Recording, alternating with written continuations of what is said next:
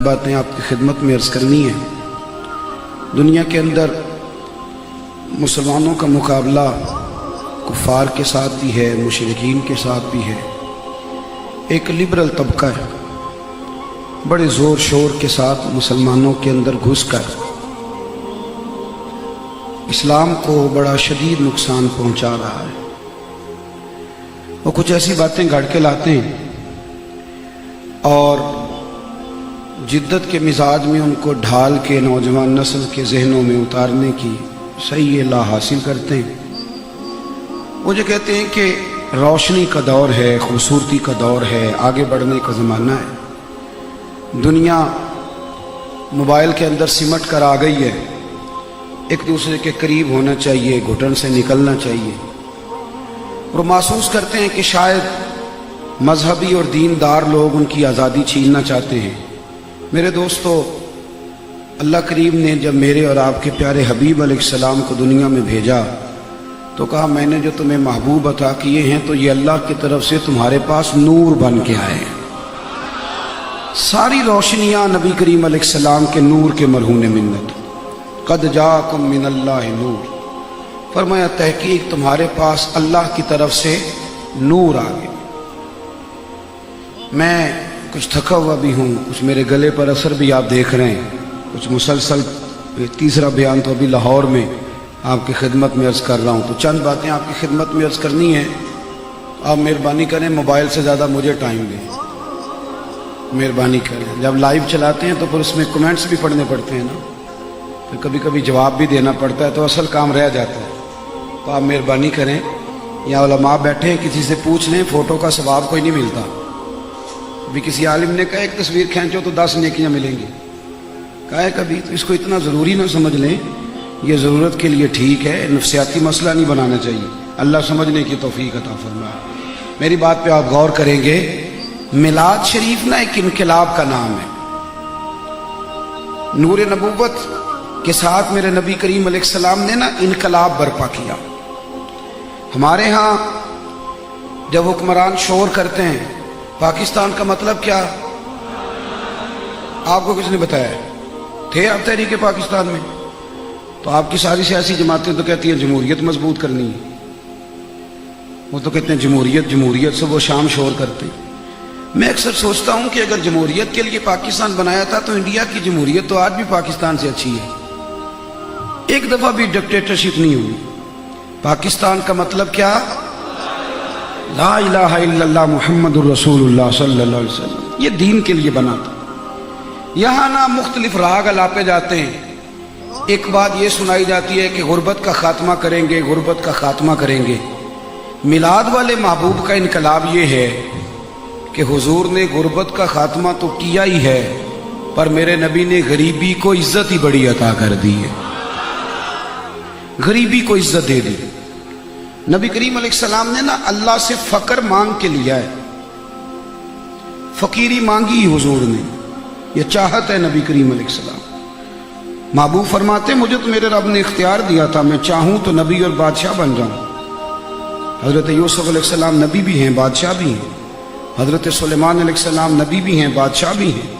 محبوب فرماتے میں نے نبی اور بادشاہ بننا پسند نہیں کیا، میں نے اللہ کا بندہ اور نبی بننا پسند کیا ہے۔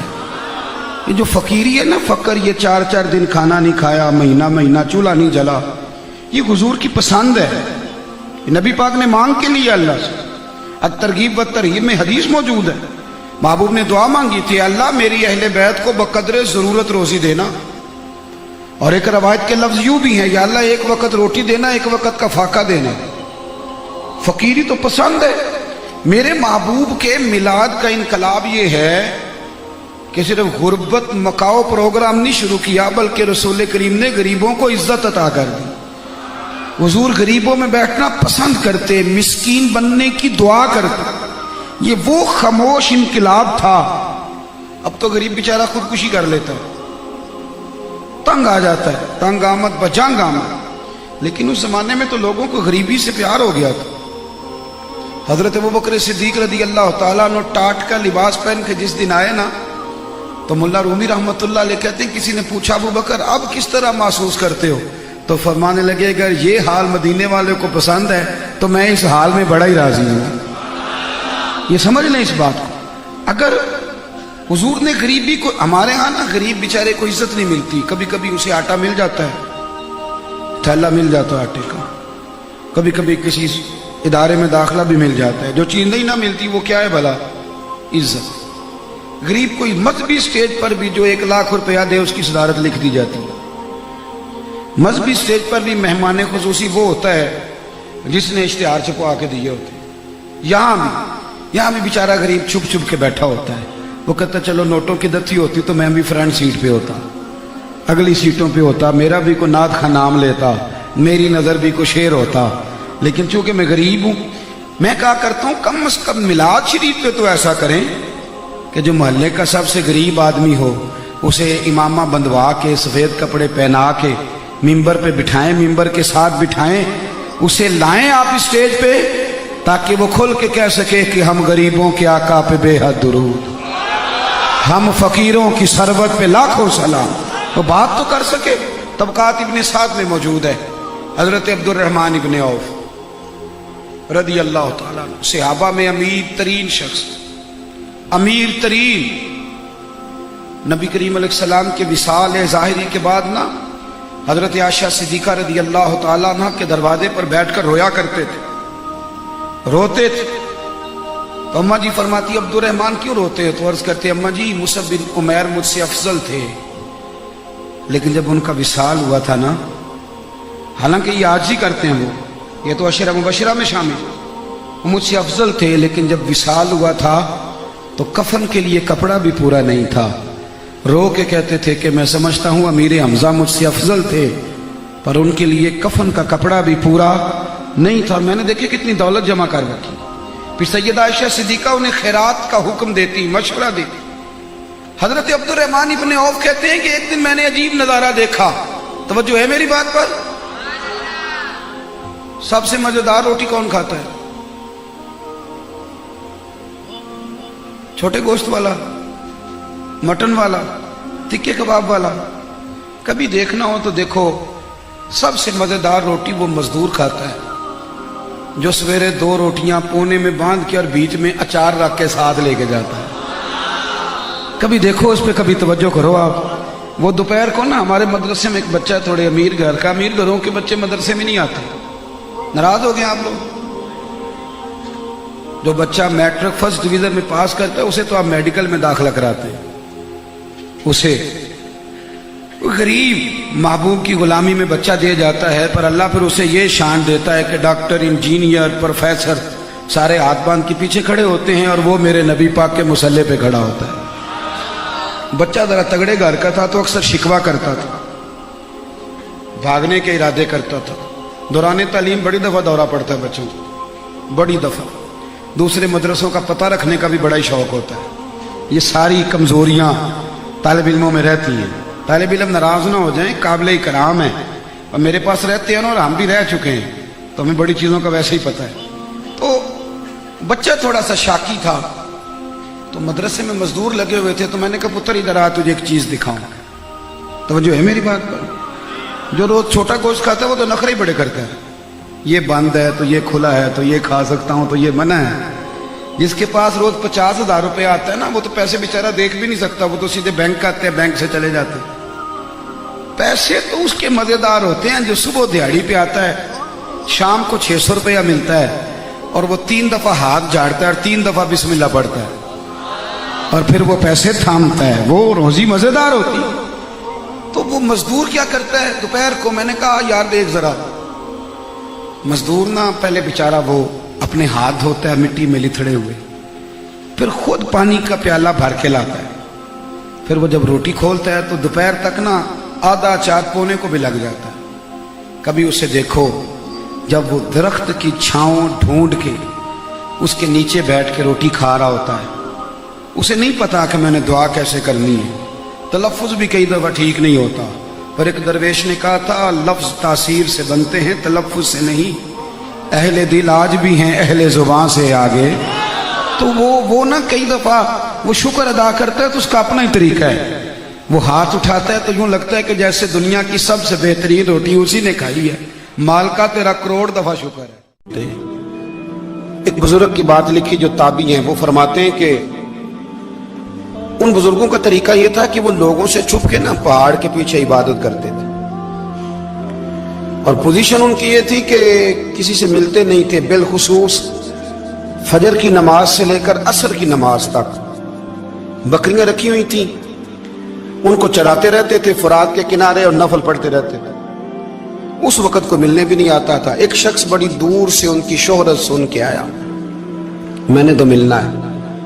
لوگوں نے کہا وہ اس وقت نہیں ملتے، ناراض ہوتے ہیں۔ اس نے کہا اللہ کا بندہ ہے نا، ناراض ہو بھی جائے گا تو لمبا ناراض رہے گا نہیں، اللہ والے جلدی راضی ہو جاتے ہیں۔ پہنچ گئے۔ اب وہ بابا جی نماز پڑھ رہے تھے تو کہتے میں نے عجیب منظر دیکھا کہ بابا جی فرات کے کنارے نماز پڑھ رہے ہیں اور ایک بھیڑیا ان کی بکریوں کی حفاظت کر رہا ہے۔ کہتے میں حیران رہ گیا کہ بھیڑیا تو بکریاں کھایا کرتا ہے اور یہاں چرا رہا ہے۔ کہتے میں جب گیا تو بابا جی نوافل میں مشغول تھے، مجھے دیکھ کے کہنے لگے اس وقت کیوں آئے؟ میں نے کہا حضور اگر آئے گیا ہوں تو پھر مہربانی کرے قبول فرما لیں۔ میں بیٹھ گیا تو میں نے کہا حضور یہ بھیڑیا بکریاں چرا رہا ہے، بھیڑیا اور بکریے کی صلح کب سے ہو گئی؟ تو فرماتے ہیں لمبی تقریر نہیں، ہلکا سا جملہ۔ فرمانے لگے جب سے بکریوں کے مالک نے رب سے صلح کر لی ہے نا،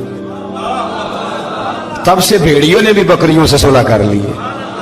بکریوں کے مالک نے رب سے صلح کر لی، گناہ چھوڑ دیے، اس کی فرما برداری میں آ گئے۔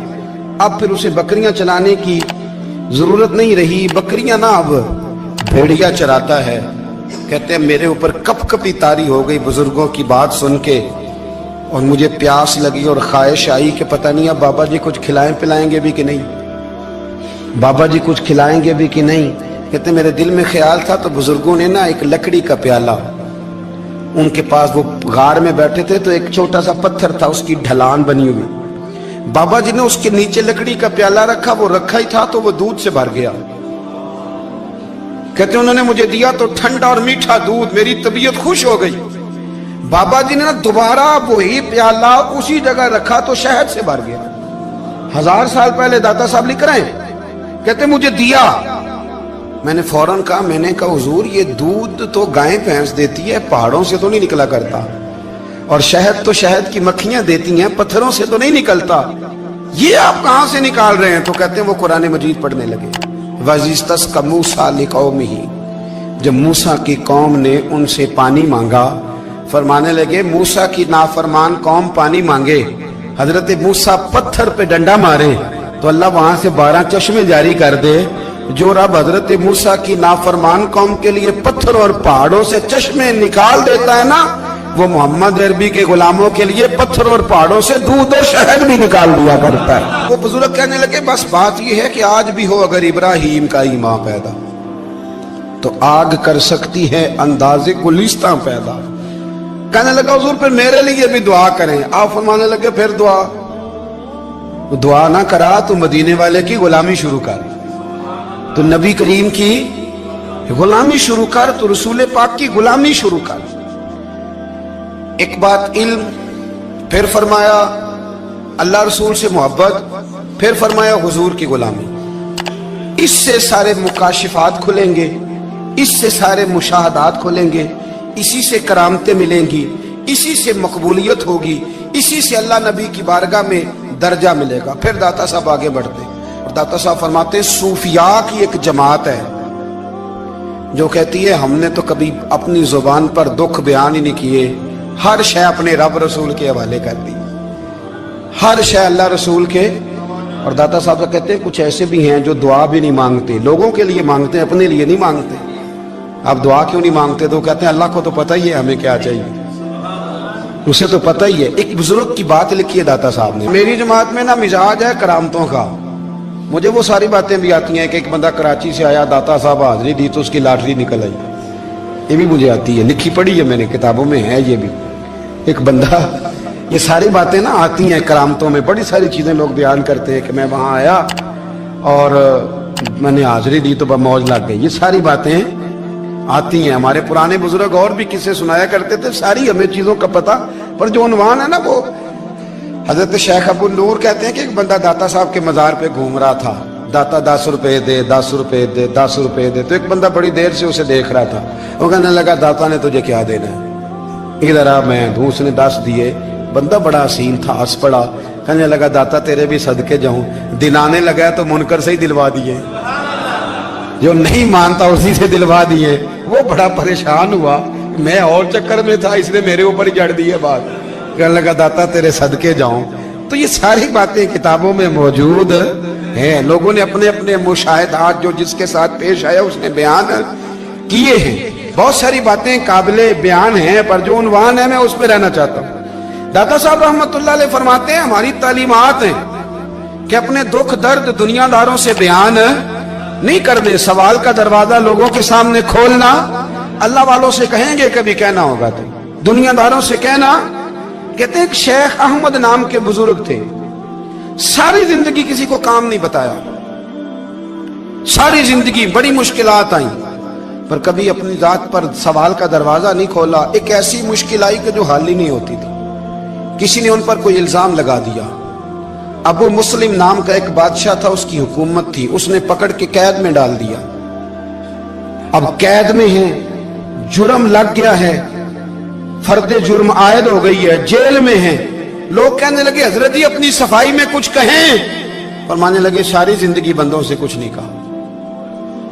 अल्लाह रसूल को पता है मैं बेगुनाह हूं, मुझे कहने की जरूरत नहीं। दाता गानी बख्श अली हजवेरी ने लिखा है, दाता साहब कहते हैं तू यकीन कामिल तो पैदा कर, तू ईमान तो पुख्ता कर।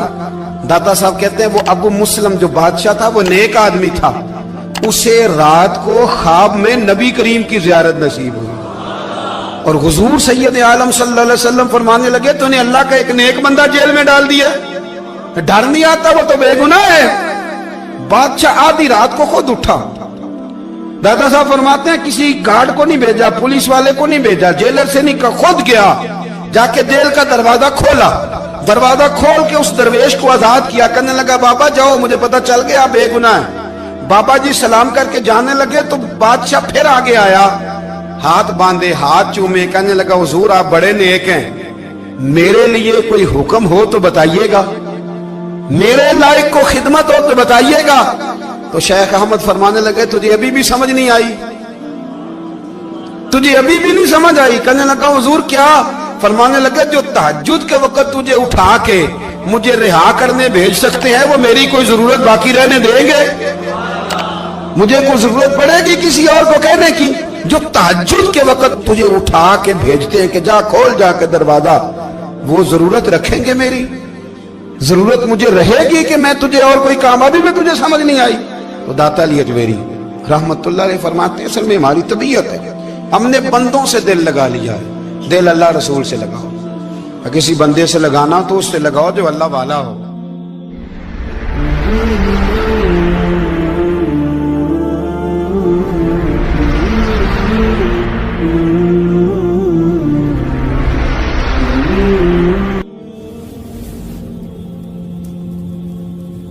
ये वाला रंग तेरे अंदर कोई नहीं। अबू सुफियान आए उन दिनों जिन दिनों हालात बड़े कठिन थे, इख्तलाफ शिद्दत का था। अबू सुफियान आए हुजूर की बारगाह में। आए किस लिए? मक्के में कहत पड़ गया है, बारिश नहीं होती। उधर उस समामा बिन असाल यमामा कबीले के सरबराह कलमा पढ़ के मुसलमान हो गए।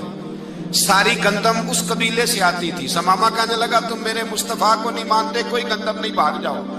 एक बारिश कोई नहीं, दूसरी गंदम कोई नहीं। अबू सुफियान तड़प के दरे रसूल पे हाजिर हुए। अभी थोड़े दिन गुजरे हैं, ओहद में हुजूर के दांत शहीद किए। अभी थोड़े दिन गुजरे हुजूर को सताया है। अभी थोड़े दिन गुजरे हजरत अमीर हमजा का कलेजा निकाल के चबाया है। अभी थोड़े दिन गुजरे हजरत अनस बिन नजर की गर्दन काटी। अभी थोड़े दिन गुजरे अब्दुल्ला बिन जहश के टुकड़े किए। अभी थोड़े दिन गुजरे हुजूर को सताया है, तड़पाया है। पर हजरत अली शेर खुदा फरमाते मैं मानने वाला उस रसूल का हूं, इसके दांत शहीद हो गए, ओहद के अंदर सारी दाढ़ी लहू से भर गई। फरमाते मैं रो पड़ा और मैंने कहा महबूबा अब नहीं मुझसे बर्दाश्त होता, दुआ करें अल्लाह इन पे अज़ाब नाज़िल करे। उठाए हाथ, आप दुआ करेंगे तो अल्लाह तबारक व तआला दो पहाड़ियों में पीस डालेगा। हजरत अली कहते हैं मैंने अर्ज की तो हुजूर ने हाथ उठाए और दुआ क्या दी, अल्लाहुम्मा हदी कौमी فَإِنَّهُمْ لَا يَعْلَمُونَ، اے اللہ میری قوم کو ہدایت دے دے، یہ جانتے نہیں یہ کیا کر رہے ہیں۔ اللہ انہیں ہدایت دے۔ یہ اخلاق حسنہ کا معیار۔ تھوڑے دن پہلے حضور کے ساتھ یہ رویہ، ابو سفیان اب بے حال ہو گئے، بچے بھوک سے مرنے لگے، جانور پیاس سے مرنے لگے۔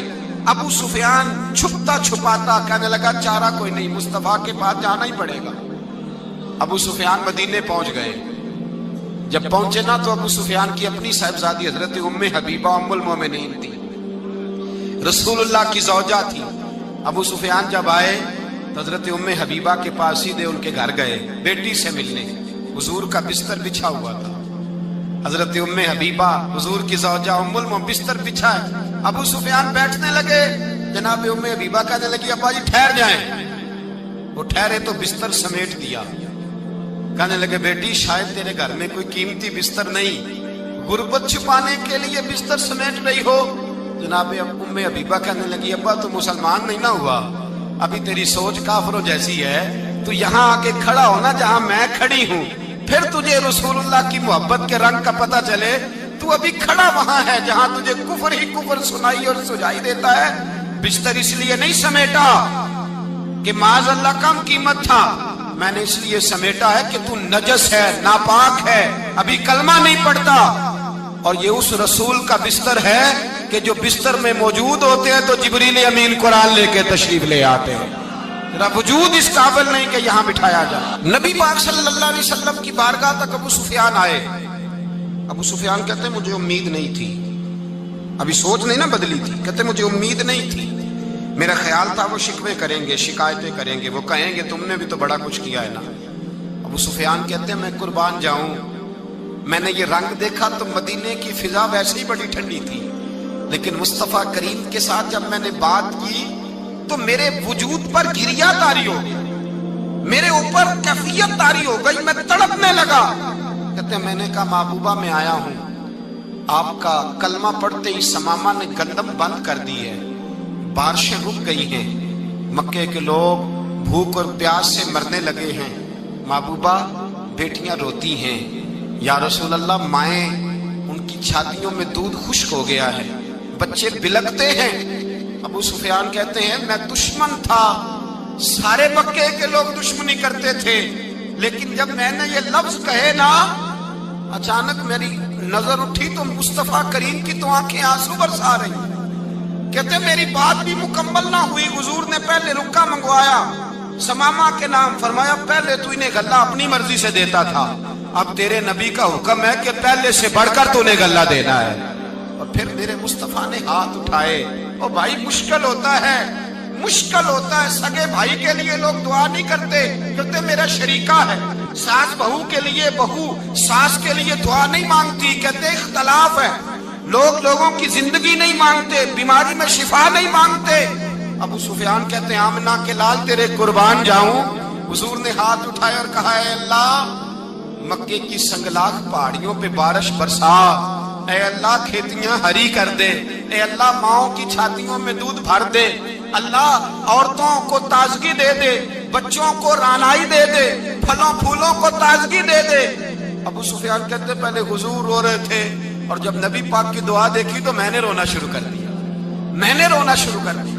کہتے واپس آیا تو وہ احساس کہ یار یہ میں کس شخص سے مل کے آیا ہوں، یہ کس قسم کے آدمی سے مل کے آیا ہوں، یہ کیسا رنگ ہے، یہ کس قسم کا انداز ہے کہ جس کو میں پتھر مارتا رہا وہ میرے لیے دعائیں لے کے بیٹھا ہوا ہے، جس کو ساری زندگی ستایا ہے وہ میرے بچے کے لیے روتا ہے، میری بیٹی کے لیے اس کی آنکھ میں آنسو ہیں، وہ ہمارے لیے تڑپ رہے ہیں۔ میرے بھائیوں، ابو سفیان کہتے ہیں پھر دوسرا جلوہ میں نے تب دیکھا جب حضور مکے آئے، اور میں تو آخر تک لڑنے آیا تھا نا، حدیبیہ تک۔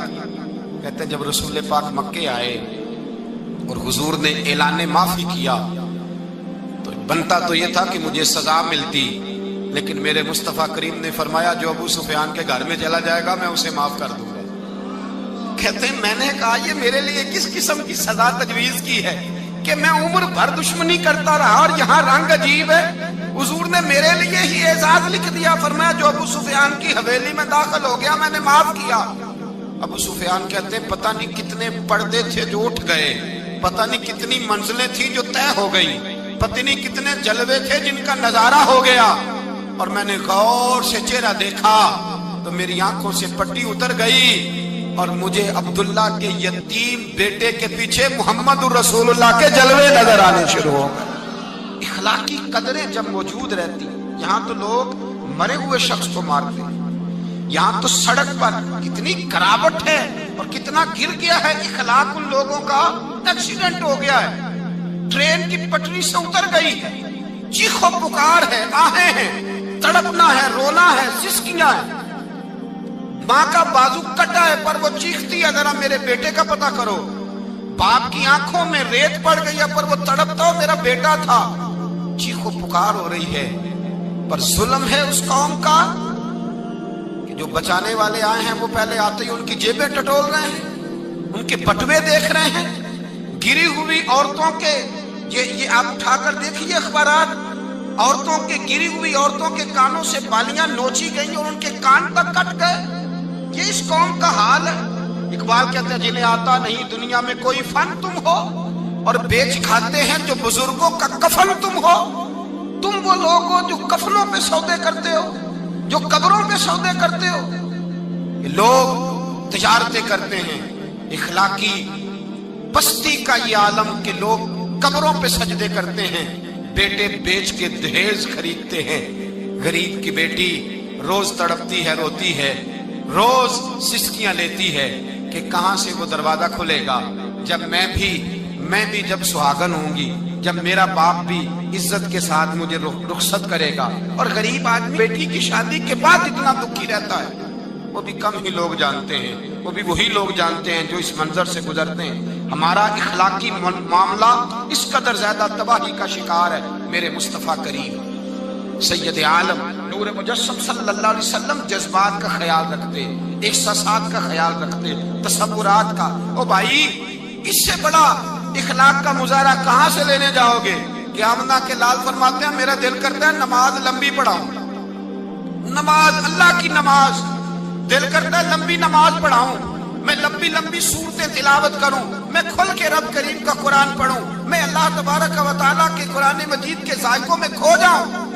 لیکن حضور فرماتے ہیں نماز میں کسی بچے کے رونے کی آواز آتی ہے، کسی بوڑھے کی ہائے کی آواز آتی ہے، کسی بیمار آدمی کی ہائے کی آواز آتی ہے۔ نبی پاک فرماتے ہیں میں اللہ کی نماز چھوٹی کر دیتا ہوں، اللہ کے بندوں کا خیال کرتا ہوں، میں رب کی نماز چھوٹی کر دیتا ہوں، رب کریم کے بندوں کا خیال کرتا ہوں۔ خدا کے بندے تو ہیں ہزاروں، بنوں میں پھرتے ہیں مارے مارے، میں اس کا بندہ بنوں گا جس کو خدا کے بندوں سے۔ میرے حبیب کریم سید عالم صلی اللہ علیہ وسلم نے فرمایا اللہ کریم نے بندے کو، مخلوق کو پیدا کرنے سے پہلے جو تحریر سب سے پہلے لکھی تھی نا، اللہ نے اپنے پاس جو جملے سب سے پہلے لکھے تھے بندے بنانے سے بھی پہلے، وہ فکر یہ تھے کہ ان رحمتی سبقت اعلی غضبی، رب کریم نے لکھا تھا بے شک میری رحمت زیادہ ہے، میرا غضب زیادہ نہیں ہے۔ اس نے لکھا تھا کہ میری رحمت ہمیشہ میرے غضب پر غالب رہے گی۔ مولانا جلال الدین رومی نے ایک مثال دی ہے۔ حضرت مولا روم رحمت اللہ تعالی علیہ فرماتے ہیں کہ ایک بچہ امیر باپ کا بیٹا تھا تو خراب ہو گیا، وہ غرض لڑکوں کے ساتھ پھرنے لگا، باپ کی دولت ساری ضائع کرنے لگا۔ والد اس کو سمجھاتا لیکن اس کی سمجھ میں بات نہ آتی۔ ایک دن گھر کے اندر کنواں تھا، جو امیر لوگ ہوتے تھے وہ گھروں کے اندر کنواں کھدوا لیتے تھے، کیونکہ امیر تھا تو گھر کے اندر کنواں تھا، اس کے قریب اس نے اپنی چارپائی الٹی کر کے بچھا لی۔ بیٹا شام کو گھر آیا تو کہنے لگا بیٹے کنگال ہو گیا، دیوالیے نکل گیا، کوئی حال ہی نہیں، میں بڑا پریشان ہوں، شام کی دوائی کے بھی پیسے کوئی نہیں، جا کہیں سے 2 آنے لا، میں نے دوائی لینی ہے۔ اس نے کہا ابا جی مسئلہ ہی کوئی نہیں۔ دوست کے دروازے پہ دستک دی، دوست باہر آیا، کٹھے کھاتے رہتے ٹکے بٹیرے، باہر آیا، ہاں جی، اس نے کہا 2 آنے چاہیے، کوئی مسئلہ نہیں، سجن ہے تو اپنا 2 آنے دے دیے۔ لا کے ابا جی کو دیے. ابا جی نے دوائی کے لیے لیے تھے, جب ہاتھ پہ آئے تو کنویں میں پھینک دیے, کنویں میں ڈال دیے. چپ کر کے چلا گیا. سویرے پھر ابا جی نے کہا بیٹے 2 آنے چاہیے, شام کو دوائی لینی ہے. کوئی مسئلہ ہی نہیں, بڑے سجن ہیں. دروازے پہ دستک دی, دوست باہر آیا, 2 آنے چاہیے لے لو. ابا جی کو دیے, کنویں میں پھینک دیے. تیسرا دن, چوتھا دن, سجنوں کو پتا چل گیا کہ بھوکا ہو گیا ہے. خبر پہنچ گئی, آج 2 آنے لین آئے سے. انہیں کہا کل میرے کو بھی کھڑے سو. اب شہرت ہو گئی کہ اب اس کے پاس شے بھوکا ہے. اب دروازے بند ہونے لگے, کھڑکیاں بند. انہوں آدھے میں کار کو نہیں. اب حال جو تھا وہ خراب ہونے لگا. کوئی نہیں پوچھنے والا, پریشان ہو گیا. ابا جی نے تو 2 آنے مانگ لینے ہیں شام کو. ملا رومی رحمت اللہ تعالیٰ علیہ فرماتے ہیں شام ہوئی, صبح دن چڑھا تو اٹھا. ابے نے کہا 2 آنے. اپنے شہر میں مزدوری بھی نہیں کر سکتا تھا, سارے جانتے تھے کہ چودھری صاحب کا بیٹا ہے, سیٹھ صاحب کا بیٹا ہے. دوسرے شہر چلا گیا. میری باتوں کی سمجھ آ رہی ہے آپ کو؟ دوسرے شہر گیا, مستریوں کے ساتھ مزدوری کرنے لگ گیا. شام ہوئی تو چھالے پڑ گیا, تو پیروں تک پسینہ نکل گیا. سخت آزمائش کا شکار ہو گیا. 2 آنے کما کے لایا, اور وہ آنے ہاتھ پہ رکھے تو اپنا ہاتھ بھی چھوڑتا نہیں ان پیسوں کو. ابا جی کو دیے نا جب, تو ابا جی نے پھینکے کنویں میں, تو بیٹے نے ماری چیخ. میں کہا ابا جی دماغ کم کردہ جے, بوڑھے ہونے کے ساتھ ساتھ سٹھیا تو نہیں گئے آپ؟ انہوں نے کہا کیا ہوا بیٹے؟ کہا 7 دن ہو گئے ہیں, 2 آنے دیتا ہوں, آپ کنویں میں پھینک دیتے ہیں. انہوں نے کہا پتر میں کو پہلے دن سٹے نے, تو آج کیوں چیخا ہے؟ پرسوں بھی پھینکے, ترسوں بھی پھینکے. توجہ ہے مسلمانوں میری بات پر؟ اس نے کہا 7واں دن ہے, تو میں نے پرسوں بھی پھینکے تھے, ترسوں بھی پھینکے تھے, اس سے پہلے بھی پھینکے تھے, تو چیخا نہیں. اس نے کہا ابا پہلے ادھار کے تھے, آج بولے نا, سارے بولے محنت کے ہیں. آج پہلے ادھار کے تھے, آج تکلیف ہوئی ہے. تڑپ گئے ملا رومی. کہنے لگے تو نماز اس لیے نہیں پڑھتا کہ تیرا مذہب مفت کا ہے, تو داڑھی کے بعد 2 سال بعد اس لیے کرتا ہے کہ تیرا مفت کا مذہب ہے. تو کہتا ہے پرسوں ترسوں شروع کروں گا, تیرا مفت کا مذہب ہے. ملا رومی کہنے لگے اگر تو نے قدر پوچھنی ہو تو پیسے خرچ کر, مدینے جا, اور جنت البقیع میں بی بی فاطمہ کی قبر پہ کھڑے ہو کے پوچھ دین کتنی قدر والا ہے. پوچھنا حضرت فاطمہ سے, اور پھر سیدہ فاطمہ تجھے بتائیں گی کہ میں 5 سال کی تھی جب سے مصطفیٰ کے وجود سے اوجڑیاں اتار رہی ہیں, اور اس دن سے لے کر اپنے حسن حسین تک میں نے کوئی شے نہیں بچائی. مسلمانوں نماز نہ چھوڑنا, یہ دین ہم نے بڑی مشکل سے حاصل کیا ہے. مسلمانوں قرآن نہ چھوڑنا, یہ دین بڑی. فرمایا جا تجھے بتائیں گے وہ یہ کتنا قدر والا ہے. وما قدر اللہ کا قدر ہی, تجھے کیا پتا, تیرا کوئی بچہ کربلا میں شہید ہوا ہے, تجھے کیا خبر؟ تیری کوئی ماں نے پتے کھا کے گزارے کیے, تجھے کیا اس دین کی قدر ہو؟ تو نے کوئی تھپڑ کھائے ہیں دین کے لیے, تجھے کیا پتا ہو؟ تو مفت میں کہتا پرسوں رکھ لوں گا, ترسوں رکھ لوں گا, میں شروع کرتا ہوں, میں دیکھتا ہوں, میں آتا ہوں, میں بس فلاں کر. کیسے؟ تجھے کیا خبر ہو؟ دین نبی دا او کی جانن, دنیا دار کمینے, دین نبی دا جانن والے سو گئے وچ مدینے. کیسے قدر کا پتہ چلے؟ پوچھنا حضرت بلال سے, کتنا مہنگا ہے یہ. حضرت عمار بن یاسر کی قبر پہ کھڑے ہو ملک شام میں جا کے, وہ تجھے بتائیں گے دین بڑا مہنگا ہے, بڑی مشکل سے لیا ہے, بڑی مار کھائی ہے. میری ماں سمیہ کے پیشاب والی جگہ نیزہ مار کے ابو جہل نے قتل کر دیا تھا. کہ پوچھ تجھے پتا چلے یہ کتنا مہنگا ہے, تجھے کیا خبر ہو اس کی قدر کیا ہے. اور پھر بھی تجھے سمجھ نہ آئے, پھر بھی تجھے خیال نہ آئے. تو ملا رومی کہتے ہیں کبھی سیدہ ختیجۃ الکبریٰ سے پوچھنا, نبی پاک تجھے اپنا درد نہیں بتائیں گے, ختیجۃ الکبریٰ بتائیں گی کہ ساری رات رسول رحمت جا کے کہتے تھے یا اللہ میری جھولی پھیل گئی ہے, میری قوم کو ہدایت کا نور دے دے. رات روتے گزر جاتی تھی, دن پتھر کھاتے گزر جاتا تھا. مفت کا دین آیا, کر لیتے ہیں, سوچ لیتے ہیں, سمجھ لیتے ہیں. دماغ انگریزی، ذہن انگریزی، لباس انگریزی، چہرہ انگریزی، اٹھنا بیٹھنا انگریزی، طرز حیات انگریزی. یہ مسلمان ہیں جنہیں دیکھ کے شرمائے یہود. سویرے موٹر سائیکل پہ بٹھا کے جاتے ہیں اسکول چھوڑنے بیٹے کو اور ادھار پیسے لے کے فیس جمع کراتے ہیں. لیکن قاری صاحب کے پاس بچے کا مخارج ٹھیک ہوئے ہیں کہ نہیں اس کی کوئی فکر نہیں کسی کو. قرآن شریف ہے. قاری صاحب پڑھانے آئے ہیں سائیکل پہ بیچارے 1000 روپیہ لینا ہے انہوں نے, وہ باہر کھڑے ہیں دروازے پہ اور نواب صاحب کے بچے اندر بیٹھے. وہ کہتے ہیں اوہ قاری صاحب تو ہم دسنا یاد نہیں رہا, بچے پرسوں نان کے ٹر گئے نالے تسی تے قاری ہو ایڈے قاری ہو چھوٹے جے مسجد دے مولوی ملوانے پھر آ جائے پھر کیڑی گل ہے. ہاں وہ ایم ایس سی والا ٹیچر ہوتا تو اس کو پہلے کال جاتی یا آج آپ نے نہیں آنا. آپ کما قدر اللہ حق کا قدر ہی. مسئلے پوچھتے ہیں لوگ, مسئلے کہتے ہیں جناب دعائے قنوت نہ آئے تو وطروں میں کیا پڑھنا ہے. میں نے کہا جنازہ پڑھ لو اس قوم کا جس کو 48 سال کی عمر میں بھی دعائے قنوت یاد نہیں ہوئی. ابھی بھی منت کے ساتھ تمہیں کہا جائے کہ دعائے قنوت یاد کر لو. ابھی بھی جس کے گھر میں کار آتی ہے وہ چلانی سیکھ دیتا ہے یا پڑوسی کو دے دیتا ہے؟ بولے نہیں ادگوانڈیاں نو دیندا ہے, مینوں نہیں چلانی ہوندی تسی رکھ لو. عجیب تماشا ہے. نماز کی باری آتی ہے تو کہتا ہے کوئی نہیں قاری صاحب جو پڑھیں گے میں پیچھے پیچھے ٹھیک